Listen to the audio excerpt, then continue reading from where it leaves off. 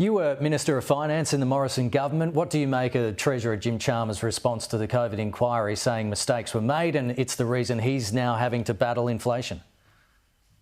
Kenny, let's be clear, if we had taken every one of Jim Chalmers' comments and the Labor Party comments when we were in government on board, Australia would have paid more, putting more people for much longer, because that's what Labor was always calling for back in the COVID days.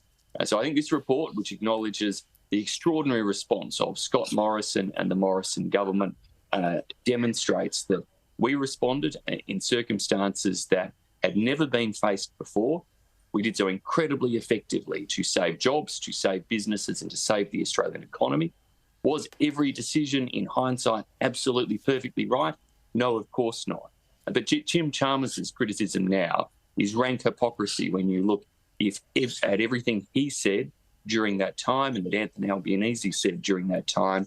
If we had taken their advice on board, then spending would have been much higher, gone to many more people, provided a lot more, lasted a lot longer, because that's everything Labor was calling for at the time, and shows just how out of step they were compared with the careful, proportionate, limited approach that we tried to put in place, particularly around JobSeeker that was so critical, JobKeeper that was so critical to saving the jobs of so many Australians. Simon, we've got 30 seconds, but government frontbencher Mark Butler says cabinet support for Anthony Albanese is completely solid amid swirling controversy over the Prime Minister's relationship with then Qantas Chief Executive Alan Joyce. The Health Minister also saying the Prime Minister is being completely transparent. What's your reaction to that?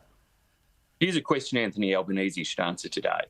Did he or his office ever engage with the Transport Minister or her office on the Qatar flights decision?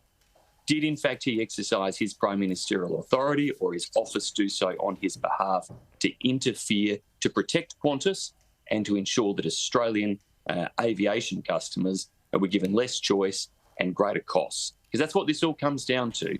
If you're having a debate about, indeed, the influence, it is also whether that influence was used and exerted by the Prime Minister in terms of protecting potentially Qantas's interests. And he's never given a straight answer on that.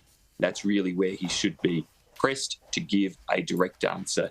Did he ever actually act as Prime Minister recently on behalf of Qantas? Simon, Birmingham, really appreciate your time. Thank you.